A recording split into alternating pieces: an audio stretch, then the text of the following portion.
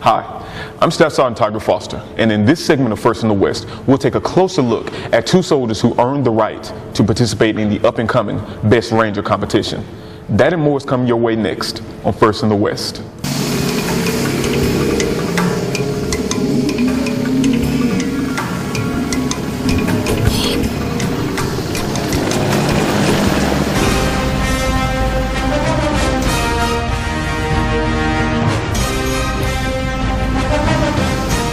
The Army's Best Ranger competition takes place in April of 2013. Two Division West soldiers have been selected to represent 1st Army, but to be chosen, they had to be validated. Sergeant First Class Gary Stacy, who witnessed their efforts, has more. Making the cut to qualify for the opportunity to compete in this spring's Best Ranger competition is no easy task. For two Division West officers, it came down to 2 days of events that challenged each participant both mentally and physically. I think we're maintaining our pace well. I think it's important that we keep a good steady pace and not try to kill ourselves in the first few events and then potentially have a blowout later. It's an endurance event, it's not a sprint.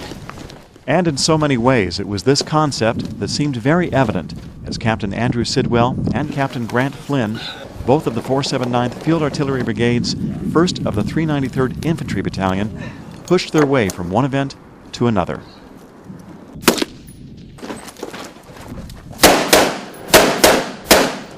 Looking at and observing what I've observed up to this point and talking to people who's been helping training and assisting with their train up, we definitely got the right two guys that's going to make a difference in that Best Ranger competition if given the opportunity.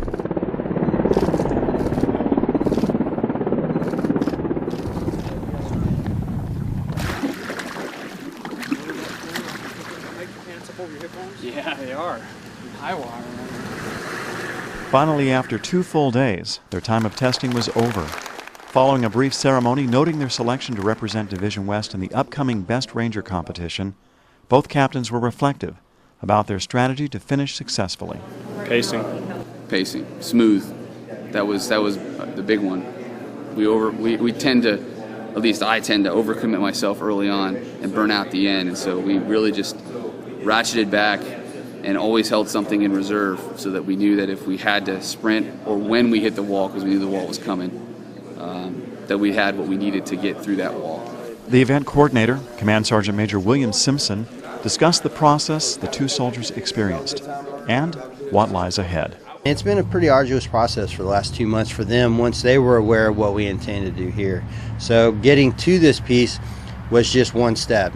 Phase 2 was getting through this, and phase 3 is now getting them to the Best Ranger competition. But the final phase is completing and or winning that event. And that event is, of course, the Best Ranger competition, taking place this April at Fort Benning, Georgia. Reporting for First in the West, I'm Sergeant First Class Gary Stacy. Strong Bonds is a chaplain-sponsored program that positively impacts soldiers and their families by providing getaway weekends. There are a number of such weekends that are planned for this new year. I have with me Master Sergeant Jared Stokes, who participated in the most recent Strong Bonds event with his family in Dallas. So, Master Sergeant Stokes, could you tell me a bit about what took place at this recent Strong Bonds event? Well, Sergeant Foster, I had the unique opportunity of actually being able to both attend and facilitate. Being the division chaplain assistant, we run Strong Bonds out of our office. And as you said, it's the Army's premier program for building relationships among soldiers and their family. My wife also happens to be an instructor, and we both got to go and facilitate for the soldiers within Division West. We went up to the Great Wolf Lodge, as you mentioned, in the Dallas area, and I think family members really resonate with that area because it's an area designed for family. We give them a little bit of training, and then we go ahead and we release them and give them an opportunity to spend time and let their hair down and enjoy themselves, and that's really what it's all about. Each of our brigades will be doing one training event per quarter this year. Both the 166th and the 120th Infantry Brigade has theirs coming up on the 8th of February. The 120th will be heading up to Galveston, Texas at a place called Moody Gardens, which I hear has a great reputation. So as always, we look forward to all the family members coming out and having a great time. Soldier want to know more about that. Where would they go to get the information? Well, their first stop should always be the brigade chaplain's office, but of course we have that information down in the division chaplain's office as well, and I think everybody's familiar with that location. So we invite them to come on down there, and we'll get you set up as well. Thank you, Master Sergeant. Absolutely. In fact, we have another chaplain event that took place recently. It concluded a recent change of stole ceremony, which involved the symbolic passing of the stole from one division chaplain to another. In today's change of stole ceremony, Major General Harry L. Wiggins will remove the stole from Chaplain Randy Edwards as Chaplain Edwards relinquishes the spiritual leadership of the division's unit ministry teams to Chaplain Ken Sorensen. By receiving the division's stole, Chaplain Ken Sorensen accepts his role as a servant of God in the capacity of spiritual leader for 1st Army Division West. It symbolizes the transferring of spiritual leadership responsibility from one chaplain to the other, and signifying God's hand upon this position, as well as all chaplains walk under His hand. It feels wonderful, but yet an awesome responsibility with it. To take care of soldiers and their families is a huge responsibility. So we don't treat it lightly, but we are overjoyed to be here. Before we close, here are some scenes of the season, both here at Division West and in the nearby town of Gatesville, just north of Fort Hood.